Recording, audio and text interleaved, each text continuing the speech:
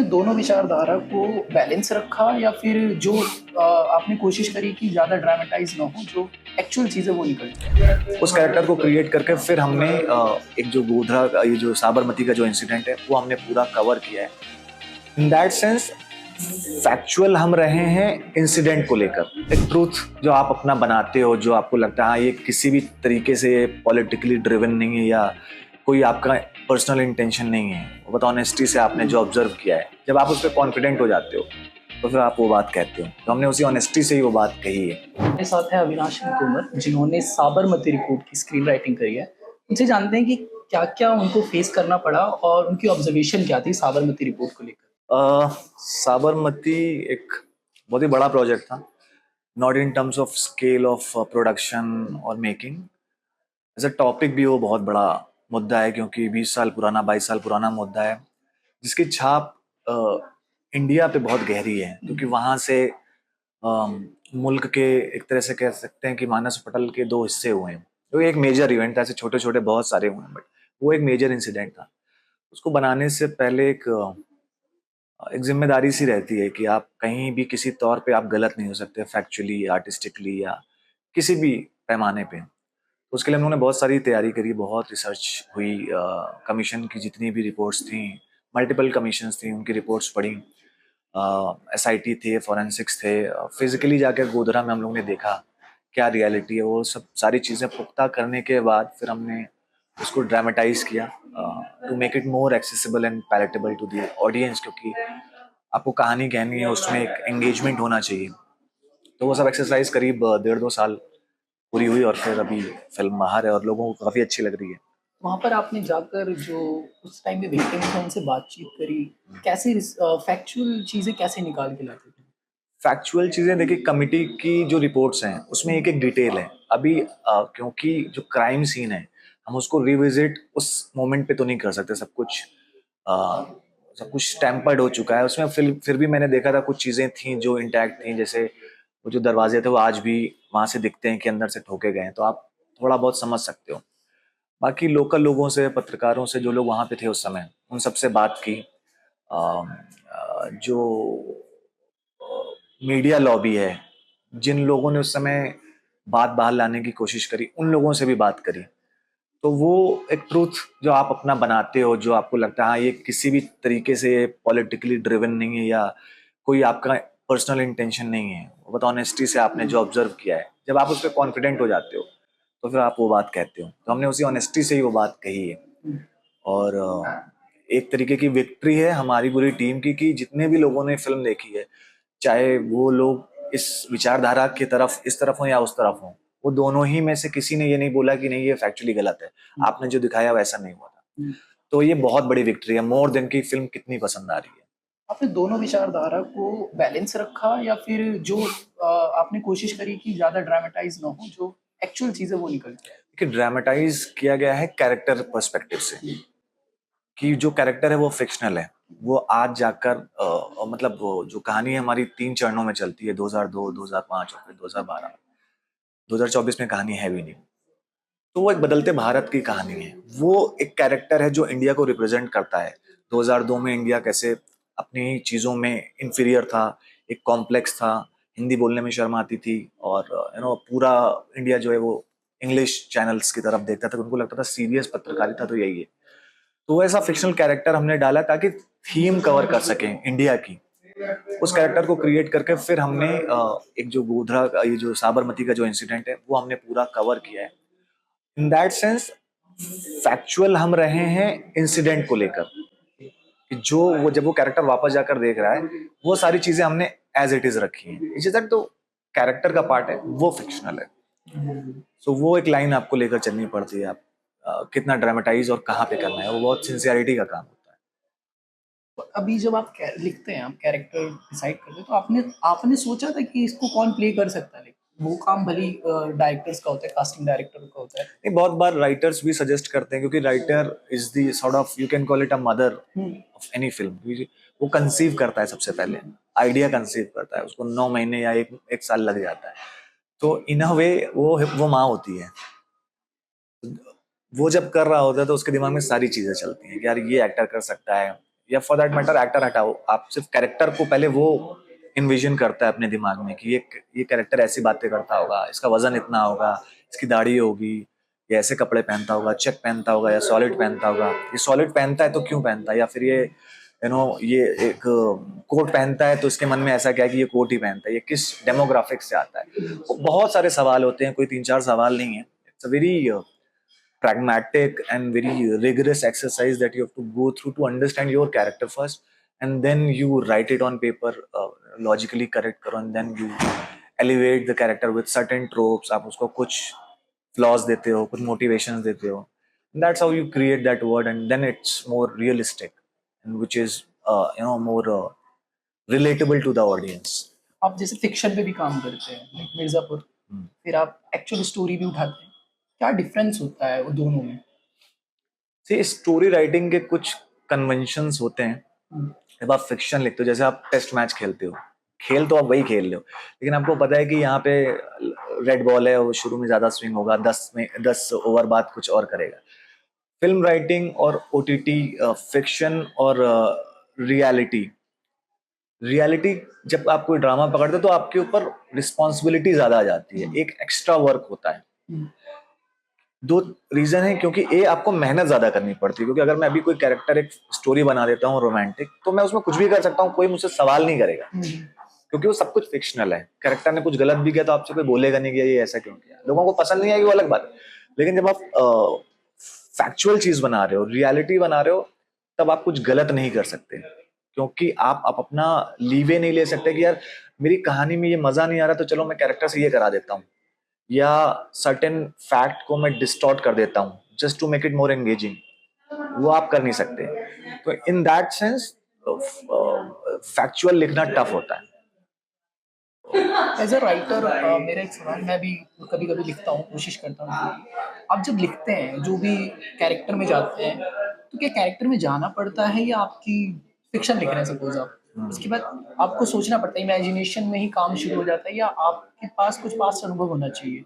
Like मैं बात करूँ कि कुछ होते हैं जो रोमांस पे लिखते हैं, तो उनका दिल टूटा हुआ होता है, ब्रेक डाउन हुआ होता है, तो वो उस तरह की चीज़ें लिखते हैं अपने एक्सपीरियंस के बारे में। क्या प्रोसेस रहता है?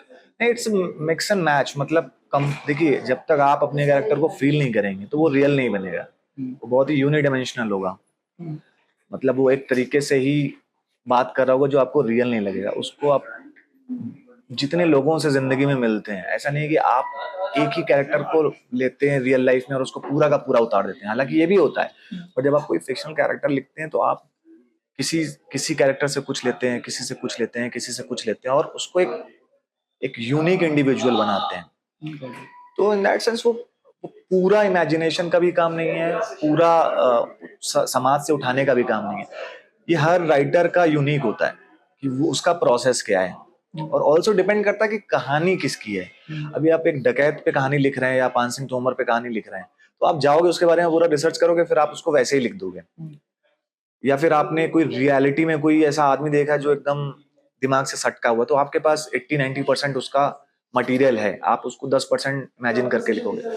जब आप अपनी कोई कहानी लिखते हो और ड्रामा शुरू से क्रिएट करते हो, तो आपको बहुत सारा इमेजिन करना पड़ता है, बहुत सारा क्रिएट करना पड़ता है, बहुत सारा ट्वीक करना पड़ता है। जैसे मैं आपसे मिला, आप मुझे एक सर्टेन पर्सनैलिटी के लगे, अब मुझे अगर कभी लिखना होगा आपके बारे में, तो मुझे लगेगा कि इसके बारे में क्या इंटरेस्टिंग है और क्या इंटरेस्टिंग नहीं है, तो जो मुझे इंटरेस्टिंग लगेगा वो मैं उठा लूंगा, और शायद वो मैं कभी किसी और में ऐड कर दूं, है ना। तो ये एक बहुत ही कॉम्प्लिकेटेड एक्सरसाइज है। हमेशा ऑब्जर्वेशन में जीता है एक राइटर, राइट? हाँ, मतलब वो एक मजाक वाली बात है कि बोलते हैं ना, एक सोल्जर हमेशा सोल्जर ही होता है, he is never of duty. Writer is also like that. आप किसी से बात कर रहे हो, आप मैयत पे गए हो, बर्थडे पे गए हो, आप कहीं पे जाओगे आपका मीटर ऑन रहेगा, एग्जैक्टली। क्योंकि it becomes a lifestyle. It's not something that you do on purpose. If you're doing it on purpose, then probably there's something wrong with you as a writer. You won't be that true to your craft. I think most of the writers, वो जब जिंदगी में जी रहे होते हैं, उनके जो personal anxiety होती है, पर्सनल पेन होते हैं, पर्सनल ट्रॉमा होते हैं, लाइफ में स्कैरसिटी होती है, वो हमेशा उससे कुछ ना कुछ लेके जाता है। राइटर जिंदगी में कभी हारता नहीं है। अगर मैं अपने कजन को एक बार ऐसे ही बता रहा था, लाइफ में कुछ एडवर्सिटी चल रही थी, बहुत परेशान था, मैंने उसको बोला कि तुमको लाइफ अभी परेशान करे लेकिन तुमको उसका देगी बाद में। तुम इसको कहीं ना कहीं यूज करोगे, जो आज तुम्हें लग रहा है 20,000 का नुकसान है, ये तुमको 20 लाख में मिलेगा वापस किसी कहानी में जब तुम यूज करोगे। तो राइटर एक्टर ये थोड़े ट्विस्टेड लोग होते हैं, कहते हैं कुछ वेस्ट नहीं होता, कुछ भी वेस्ट नहीं होता। अगर आप क्रिएटर हो तो आपकी लाइफ में आपको पड़ा हुआ एक थप्पड़ भी कभी वेस्ट नहीं होगा, तो आप उसको कुछ ना कुछ बना लोगे जो आपको बदले में बहुत सारा दे के जाएगा। ये बताइए कि आप कौन सी बुक प्रेफर करते हैं पढ़ना, या किसी शायर को पढ़ते हैं, साहिर हो गए, साहिर लुधियानवी हो गए, या अमृता प्रीतम हो गई, प्रेमचंद, किनको प्रेफर करना, मतलब प्रेफर करते हैं कि इन्हें पढ़ना चाहिए? यार जब मैंने शुरू किया था पढ़ना, तो अगर आप बोलोगे राइटर को पढ़ने वाली बात, तो मैंने गुलजार को पढ़ के शुरू किया और मैंने फिर बहुत नकल मारी उनकी। तो होता है जब आप नया नया सीखते हो तो आप ना उस राइटर की तरह लिखने की कोशिश करते हो जिसको आप पढ़ रहे हो, और आपको लगता है वो आपकी इंडिविजुअल वॉइस है। But over the period of time आपको समझ में आता है कि ये तो नकल है। मेरे साथ भी वही हो, मैं 2 साल तक गुलजार की तरह लिखता था, उन्हीं के प्रतिबिंब, उन्हीं की इमेजरी चुरा चुरा कर मैं लिखता था कविताएं। फिर धीरे धीरे जैसे आप मैच्योर हो तो आपको समझ में आता है, आपको देखने लगता है कि अरे यार ये मेरी आवाज नहीं है। फिर लिखते लिखते लिखते लिखते जब आप सब खाली कर देते हो, सारे राइटर्स को पढ़ के जो आपने घोंटा था, जब आप खाली कर देते हो तब एक वॉइड बनता है अंदर, तब आपको परेशानी होती है कि यार तो मेरी आवाज क्या है। उसके बाद जो आती है मुझे लगता है वो आपकी आवाज होती है, वो एक किलकारी की तरह होती है, क्योंकि उस आवाज में आप लिख नहीं पाते हो, बहुत नई नई आवाज होती है। बट फिर जब जैसे जैसे आप उसको घिसते जाते हो, फिर वो आपका सिग्नेचर बनता है। फिर लोग कहते हैं कि यार ये पढ़ते ही मुझे लग गया था कि तुम्हारा लिखा हुआ है। तो वो एक एक्सरसाइज है जो बहुत लंबी होती है, मतलब किसी के लिए 3 साल हो सकती है, किसी के लिए 8, किसी के लिए 5। बट आई थिंक अपनी आवाज पाना बहुत जरूरी है, और बहुत सारे नए राइटर्स ये काम नहीं कर पाते हैं क्योंकि वो बहुत जल्दी चाहते हैं कि बहुत जल्दी फेमस हो जाए या बहुत जल्दी उन्हें पढ़ा जाए। तो बहुत टाइम तक मुझे लगता है ना पेशेंस भी रखना पड़ता है कि यार मुझे अच्छा राइटर बनने के लिए धैर्य रखना पड़ेगा। तो पढ़ते जाओ, अलग अलग तरीके के लोग पढ़ो। मैं एक ही बात कहता हूँ कि सिर्फ पोएट हो तो सिर्फ पोएट्री मत पढ़ो, स्क्रीन राइटर हो तो सिर्फ स्क्रीन राइटिंग की किताबें मत पढ़ो। स्क्रीन राइटर को पोएट होना बहुत जरूरी है, क्योंकि तब वो मेटाफर में देख सकता है, तब वो उसी सीन को एक पोइट्री की तरह उतार सकता है। अगर आप सिर्फ स्क्रीन राइटिंग पढ़ोगे या आप सिर्फ स्क्रीन प्लेस पढ़ोगे तो आप मैकेनिकल तरीके से लिखोगे, तो उसमें भी आपकी आवाज नहीं रह जाएगी, बोरिंग हो जाएगा। तो फिर आप नई इमेजरी कैसे लेके आ रहे हो लोगों के लिए? होता ना, नया ऑथर आता है या नया राइटर बोलते हैं यार इसकी फिल्में ही अलग है, जैसे कश्यप सर हो गए, है ना, विशाल भारद्वाज हो गए, इन्होंने अपनी, आप इनकी फिल्म देखते हो आपको समझ में आ जाता है कि यार ये उसकी है ना, इम्तियाज अली है, ये इसकी है। और बहुत सारे ऐसे 50 राइटर्स और डायरेक्टर्स होंगे, आप फिल्म देख जाओगे आप बता नहीं पाओगे। क्यों? क्योंकि वो एक मैकेनिज्म पे ही चल रहे हैं कि ऐसा होता है, ये एक्ट है, ये थर्ड एक्ट है, ये सेकंड एक्ट है, ये टेम्पलेट है, इस फिल्म को ऐसे उठाया बना दिया। तो आई थिंक वो आपको सक्सेस मॉनिटरीली तो हो जाएगी, बट फिर आर्टिस्ट बनने का पर्पस क्या था? पैसा तो था नहीं ना। तो मैंने देखा 90-95% लोग वो मकसद रास्ते में ही भूल जाते हैं, क्योंकि उनकी गलती भी नहीं है। वो किचन चलाने के चक्कर में सबसे पहले क्रिएटिविटी खिड़की से कूदती है। तो वो एक जद्दोजहद, जो सबसे इम्पोर्टेंट ओनली जद्दोजहद है, वो है कि अपनी आवाज को बनाए रखना, बरकरार रखना, उसको नर्चर करना, और कुछ ऐसा कह जाना कि लोग याद रखें। इंट्रोवर्ट जो राइटर होते हैं वो क्या इंट्रोवर्ट होते हैं या बन जाते हैं उस प्रोसेस पता में? नहीं, मुझे लगता है अगेन वो एक एसेंशियल तो नहीं है, बट एक हाँ एक ट्रेट मोस्टली होता है, क्योंकि आदमी शब्द तभी चुनता है। अकेले में लिखना एक बहुत ही लोनसम एक्सरसाइज है राइटिंग। तुम 2 घंटा लिखते हो, 1 घंटा सोचते हो, और 1 घंटा लिखने की खुमारी रहती है, और आप फिर पढ़ते भी बहुत हो। तो ये सारा काम ही सॉलिट्यूड का है। आप सोसाइटी में फंक्शन करना ही थोड़ा सा भूल जाते हो कि यार लोगों से बात कैसे करते हैं, स्मॉल टॉक कैसे करते हैं। तो ये एक होती है चीजें, वो it's what you call it, occupational hazard है वो। तो आता है ऑक्यूपेशन के साथ। अब कोई एक्टर है तो वो दिन में उसको मिलना पड़ेगा 25 लोग से, तो वो ना चाह के भी बातें करना जानता है, स्टेज पे जाना जानता है, और उसके लिए सब कुछ कंफर्टेबल है। राइटर का काम ही सॉलिट्यूड का है, इस वजह से वो इंट्रोवर्ट हो जाता है। लोगों को लगता है कि राइटर्स इंट्रोवर्ट होते हैं, but it's either way. Thank you हमसे थैंक यू करने के लिए। ये था हमारे साथ अविनाश सिंह तोमर, जिन्होंने बताया अपनी जर्नी के बारे में, और राइटर कैसे बने, और राइटर बनने के साथ साथ पेशेंस कितना रखना पड़ता है, पढ़ना कितना पड़ता है। आप इनसे ज़रूर सीखिए और अपने लाइफ का एक्सपीरियंस इनके थ्रू भी लीजिए।